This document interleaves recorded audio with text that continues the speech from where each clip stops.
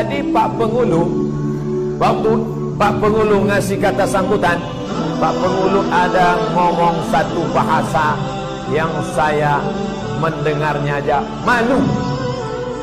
Apa dia?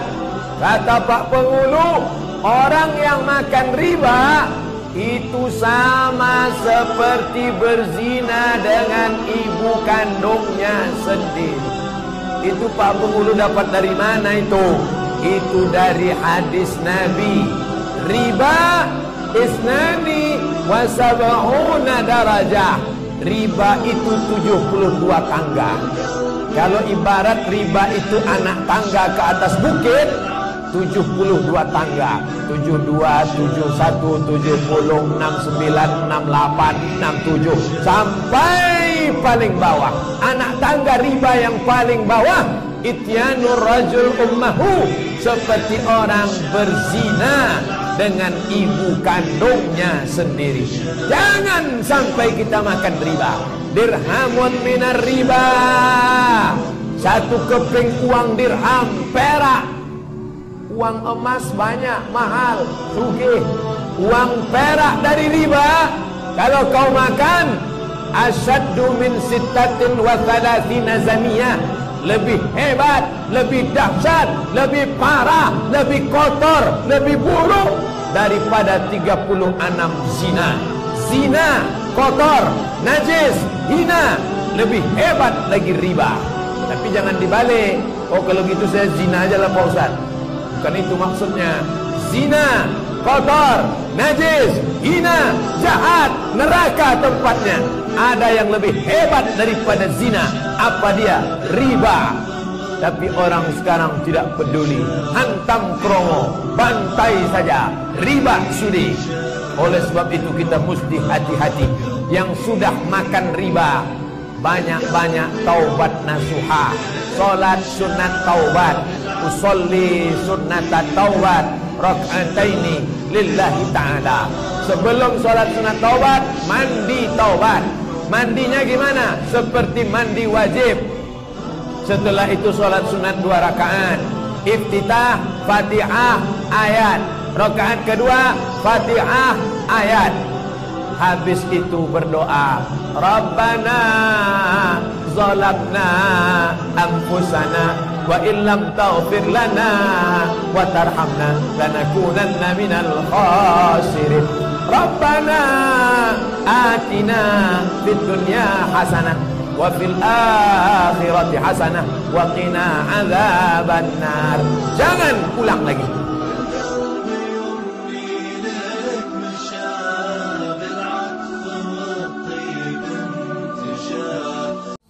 أعوذ بالله من الشيطان الرجيم بسم الله الرحمن الرحيم. Satu tempat yang menghasilkan riba, kemudian luar biasa. Baik, maka Anda bisa lihat di Quran surah ke-4 misalnya di An-Nisa ayat 17 sampai ayat 18, posisi paling kiri sebelah bawah. Kemudian spesifik tentang persoalan-persoalan riba Anda bisa temukan di Al-Baqarah. Ya. Sudah? Dari ayat ke-267, bahkan ayat 265 sebelumnya.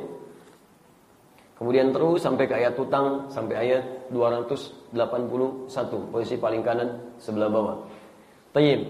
Pertama, terkait dengan persoalan riba, kemudian Anda bertobat, alhamdulillah. Anda tinggalkan riba itu, lihat kalimatnya. Bagaimana cara bertobatnya? Innamat taubatu 'ala Allahi lil ladzina ya'maluna as-su'a bi jahalatin thumma yatubuna min qarib. Quran surah 4 ayat ke-17. Sungguh taubat yang benar itu yang akan diterima oleh Allah ketika Anda sadar berbuat salah, segera itu bertobat. Jadi kalau pernah Anda misal ada rasa saya salah nih, segerakan pada saat itu. Itu petunjuk dari Allah supaya Anda mau berubah. Kalau Anda tunda-tunda, maka mohon maaf, anugerah itu belum tentu datang lagi. Jangan ditunda, sebab ketika Anda terpikir menunda misalnya, Anda berlomba dengan kematian. Belum tentu ketika sampai pada waktu yang Anda tunda bisa hidup sampai saat itu. Anda salah siang hari, mau bertobat, nanti malam aja lah. Sekalian saya beristighfar, malam lebih khusyuk. Anda belum dijamin hidup sampai malam. Mungkin asar Anda meninggal. Sama dengan konsep amal. Ada uang sekarang, pengen infak. Segerakan sekarang, jangan tunda sampai besok. Belum tentu hidup. Ada kebiasaan begini. Sekarang bisa masuk bulan Rajab. Saya pengen infak supaya pahala banyak di Ramadan aja. Kumpul-kumpulin supaya infak Ramadan. Anda meninggal nggak nyampe Ramadan, belum diinfakkan harta itu. Sehingga ketika belum diinfakkan Anda simpan, ahli waris Anda nggak tahu kalau itu untuk infak. Akhirnya dibagi sebagai warisan, salah lagi itu. Jadi dalam beberapa hal, amal ada yang harus segera disegerakan. Dan tobat sifatnya disegerakan. Quran surah ketiga ayat 133, posisi paling kanan sebelah atas. Wasari'u ila maghfirah. Dan bergegaslah Anda untuk istighfar, minta ampun ketika merasa ada kesalahan. Jadi jangan pikir panjang, apalagi terkait dengan persoalan riba. Awas, hati-hati. Yamhaqullahu riba wa yurbis shadaqat. Ini statement Allah langsung. Pemakan riba, hartanya akan dihancurkan oleh Allah. Sedangkan orang-orang yang senang mengerjakan tuntunan Allah dan senang bersedekah, maka hartanya akan dilipat gandakan oleh Allah. Lihat kalimatnya. Yamhaqu itu punya dua arti. Yamhaqu. Yang kedua, bisa habis seketika. Tanpa ada manfaatnya. Itu sifatnya. Dihabiskan. Habis aja nggak ada manfaatnya. Ini Anda nggak terasa beli ini, beli itu, tapi nggak ada manfaatnya. Anda seakan-akan banyak keinginan, tapi Anda sendiri nggak pakai. Silakan cek, ya, semakin bertambah. Kalau nggak berkah di situ, itu banyak keinginannya. Beli pakaian ini, beli pakaian itu. Bosan yang ini ya, mau yang mana? Ini model Paris, masya Allah. Cari sampai ke Paris, kalau nyari daster aja Pak, gitu kan? Ya, banyak di sekitaran gitu kan? Cari sampai jauh-jauh dan sebagainya. Capek, waktu habis, keluar uang dan sebagainya, itu nggak ada manfaatnya, nggak ada faedah. Begitu dilihat, cuma dipasang di kamar foto, ceklik, pasang di media sosial. Masya Allah, daster Paris. Begitu dilihat di belakang mereknya, made in Tanah Abang. Masya Allah. Nah, jadi capek-capek ke sana, balik, beli sesuatu yang didapatkan di negeri sendiri. Capek hidupnya, lelah. Yang kedua, terasa banyak, tapi lelah saja. Kalau yang tadi habis, benar-benar habis. Sampai ketika habis baru merasa ada yang salah. Kalau yang kedua, terasa nggak habis, tapi capek aja. Kerja lagi, gunakan ini, gunakan itu. Waktu ibadahnya tidak ada, larut dalam hal seperti itu. Yamhaq itu namanya yamhaq. Silakan dia pakai. Jadi ujungnya ke istidraj nanti. Perbanyak dosa. Bukankah harta riba kalau sudah digunakan jadi haram? Kalau sudah haram masuk ke dalam diri menyebar yang haram. Kalau sudah menyebar yang haram, maka sulit mengenakan yang halal. Ya, mau sholat, dengar sholat susah karena telingannya tertutup. Wa fi adanihim waqra. Lihat orang ke ta'lim terhambat pandangannya, nggak bisa lihat. Wa ala absarihim ghishawah. Karena itulah apa yang terjadi. Seakan-akan dia menikmati itu pada larut dalam kemaksiatan. Habis gak ada manfaatnya. Karena itu ketika Anda punya niat untuk bisa menghilangkan diri dari riba, maka cepat segerakan keluar dari situ. Dan mohon dulu berdoa kepada Allah untuk diberikan kekuatan. Minta. Maaf, mustahil Allah akan menyakiti dan menyengsarakan Anda. Ya, orang yang belum beriman saja kepada Allah, rizkinya diberikan. Masa Anda yang bertobat beriman kepada Allah, rizki tidak diberikan? Abbas, paman Nabi SAW, rentenir luar biasa, pemakan riba sebelum masuk Islam. Begitu masuk Islam, riba pertama yang dibebaskan oleh Rasulullah SAW, ribanya Abbas radhiyallahu ta'ala anhu. Begitu keluar dari riba, Allahu Akbar, hartanya naik 2 kali lipat. Pekerjaannya lebih ringan, santai, jadi lebih rajin ikut ta'lim. Bahkan sampai hafal 200 hadis. Dan kami pernah keluarkan manhaj ini dari ribanya Abbas, bebaskan seperti apa keluarkan. Saya diskusi dengan beberapa teman-teman pengusaha. Kita sampaikan konsepnya begini. Anda tahu apa yang terjadi? Beberapa teman-teman yang betul-betul mengikuti itu persis seperti itu. Pekerjaannya lebih tenang lagi. Ikut taklim datang ke sini. Kami ke Malang ikut, ke Bandung dia datang kemana-mana. Pekerjaannya lebih santai. Ya, proyeknya datang lagi, hartanya lebih berlimpah lagi dan sebagainya. Dan Anda tahu apa yang terjadi? Ketika orang tuanya lebih baik lagi, anak-anaknya semakin baik lagi. Anak pertama yang tadinya ke umum tiba-tiba mengarahkan untuk agamanya. Ya, tadinya pengen senang desain. Begitu sudah orang tuanya baik, desainnya diarahkan ke desain busana muslim. Masya Allah. Anak keduanya jadi penghafal Quran. Sekarang udah belasan juz. Anak ketiganya pengen ikut anak kedua. Anak yang terakhirnya laki-laki pengen jadi pengikut taklim. Jadi kemana-mana ikut taklim. Padahal usianya baru 4-5 tahun. Masya Allah. Semua diberikan keberkahan di situ. Ada satu perusahaan pernah saya diundang. Saya datang ke situ di Jakarta. Sama, ingin membebaskan dari riba. Maka kita berikan konsepnya. Begini. Masya Allah. Anda tahu apa yang terjadi? Itu luar biasa. Teman-teman sekalian. Omsetnya datang lagi. Yang lain kolaps, yang ini bertahan. Bahkan naik. Yang lebih hebat, mereka bisa menghatamkan Al-Quran setiap 2 pekan. Jadi pegawainya kumpul waktu tertentu baca Al-Quran. Allahumma shalli ala sayyidina Muhammad. Dengan bawa siapa di mana? Dari hamba Allah dari Kalimantan Tengah. Silakan bertanya langsung kepada Buya. Insyaallah. Assalamualaikum Buya. Waalaikumsalam warahmatullahi wabarakatuh. Alhamdulillah bisa berbicara langsung dengan Buya. Amin insyaallah. Saya mau tanya ini Buya. Sebelumnya saya juga memohon ridhonya karena saya banyak sekali dari mengambil ilmu-ilmu yang Buya sampaikan dari halakoh-halakoh di bulan Ramadan ini, yang dari dulu dari kitab Sulam Taufik, kitab Safinah dan sebagainya, saya mohon ridhonya. Nah, saya ingin menanyakan, dalam kitab Sulam Taufik itu ada beberapa jenis riba. Mohon penjelasannya Buya dari Ada riba apa? itu, dari jenis-jenis riba itu apa saja dan bagaimana cara menerapkannya dalam kehidupan sehari-hari. Terkadang kita ingin bertransaksi agar kita bersih dari riba, tapi kadang lawan transaksi kita kadang orang yang belum mengerti. Nah, itu bagaimana caranya kita menerapkannya gitu Buya. Masya Allah. Riba, Ya. riba. Baik, Pak. Baik. Ya, itu saja Buya. Terima kasih atas jawabannya. Baik, Masya Allah. Assalamualaikum warahmatullahi wabarakatuh. Waalaikumsalam warahmatullahi wabarakatuh. Masya Allah, terima kasih dari jauh, dari Kalimantan Timur ya. Semoga Allah memberikan segala kebaikan kepada Anda dan memberikan kepada ilmu yang bermanfaat, dan diizinkan. Tapi syaratnya doakan saya, mintakan ampun kepada Allah kepada saya, nanti saya izinkan untuk mengambil ilmu-ilmu tersebut. Semoga sambung hati antara kita di dunia dan di akhirat. Baik, adapun masalah riba, memang disebutkan diantaranya adalah yang menghalalkan riba itu keluar dari iman. Sebab-sebab kemurtatan kalau tidak salah atau apa itu ada. Karena kitab Sulam Taufik itu indah, muqaddimahnya itu adalah ringkasan dari Al-I'lam ya, biqawatil Islamnya Ibnu Hajar Al-Haytami tentang bagaimana kita mengetahui kemurtatan. Kalau tidak salah diantaranya adalah riba. Harus meyakini riba itu adalah haram. Yang menghalalkan riba keluar dari iman. Cuman rinciannya ini perlu ilmu khusus. Riba ada bermacam-macam. Ada riba gharat, riba utang piutang, yang selama ini masyhur di dunia perbankan adalah meminjamkan kemudian kembalinya lebih, itu riba gharat. Riba gharat. Ini sudah jelas ini riba gharat. Ternyata riba gini, Anda meminjamkan atau saya pinjam kepada Anda 100.000, saya kembalikan menjadi 101.000. Maka ada riba di dalamnya dan haram dan dosa besar. Dan ternyata riba tidak hanya riba gharat saja. Di sana ada riba fadl, ada riba nasi'ah, ada riba yad. Jadi riba menjadi 4. Ini adalah urusannya dalam transaksi amwal ribawiyah. Emas dengan emas, emas dengan perak, naqdain. Termasuk dimasukkan ke dalam wilayah emas adalah uang. Uang, emas, perak, satu grup. Makanan dengan jenis yang bermacam-macam, maka yang masuk dalam satu jenis, satu grup. Beras ini, beras itu satu jenis. Baik.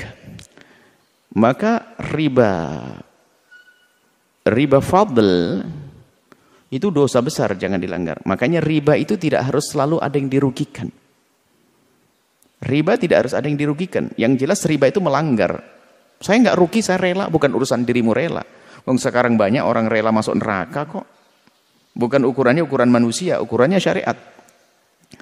Kalau riba fadl itu Anda menjual emas 1 gram, dengan emas 1 gram ada tambahannya. Uang, beras, pijet. Pokoknya ada kelebihannya. Fadl. Atau emas 1 gram Anda tukar dengan emas 1,1 gram.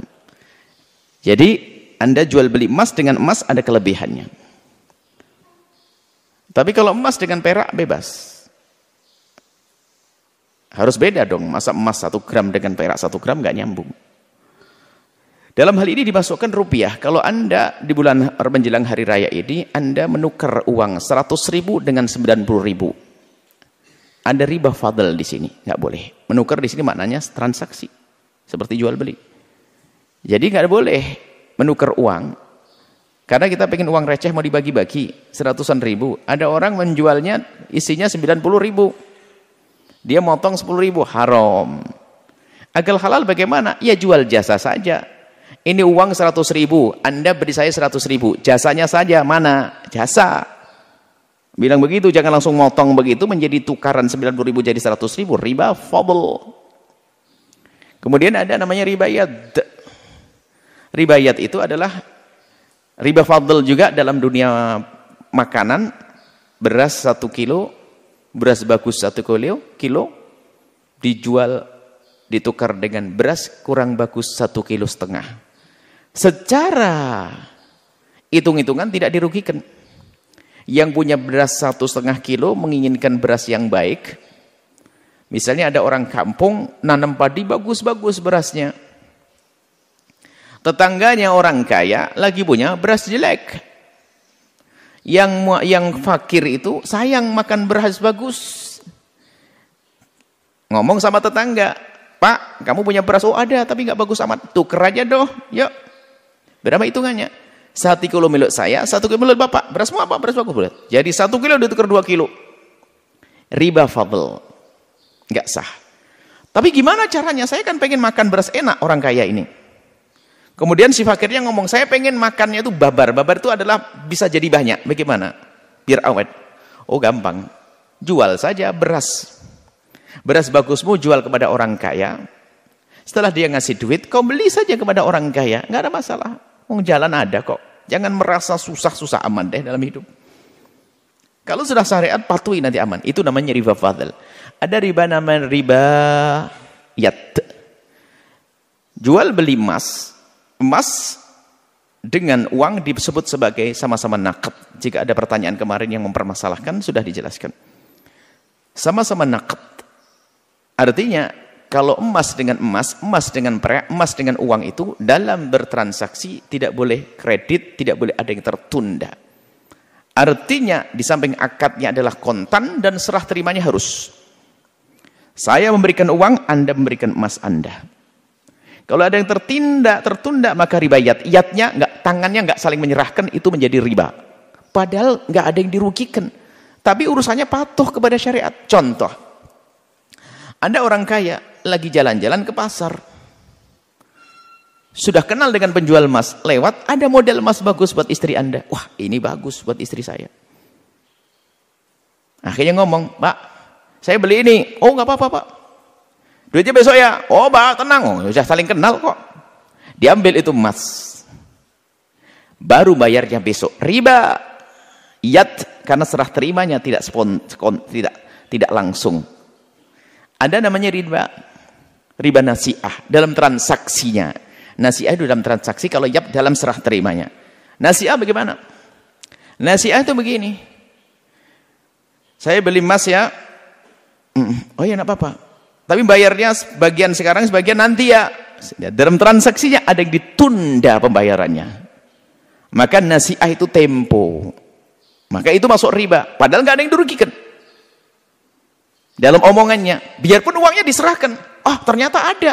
Tapi transaksinya nanti. Nggak sah. Harus transaksinya halan. Aku beli emasmu sekarang dan aku bayar sekarang. Aku ambil sekarang. Kemudian ini duitnya. Harus begitu. Nah, ini adalah urusan riba. Riba itu, selain itu adalah tidak masuk dunia riba.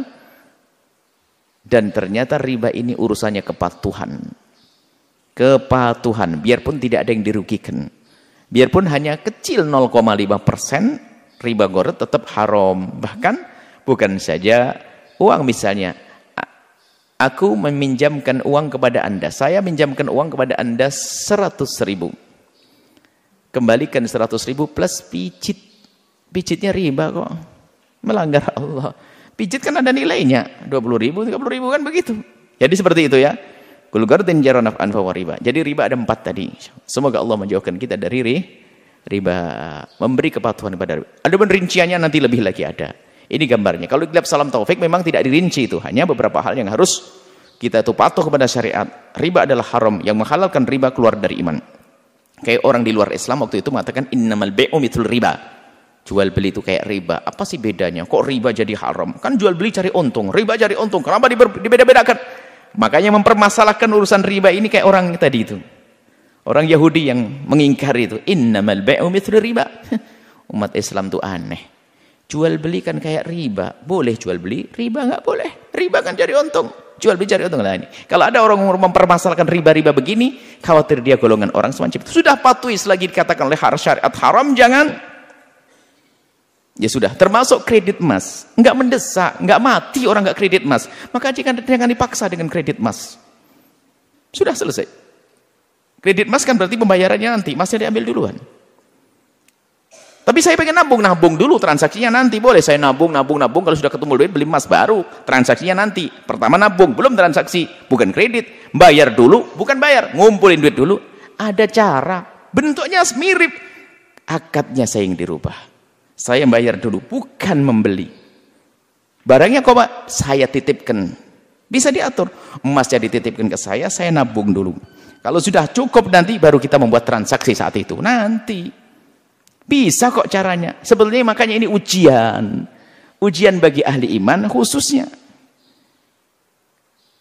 Kalau nggak patuh ya bahaya urusan keimanan. Jadi kadang riba nggak ada yang dirugikan, nggak ada. Ini saja. Semoga Allah menjadikan kita hamba yang patuh kepada syariat. Dijauhkan dari riba dengan bermacam-macam riba. Wallahu a'lam bishawab.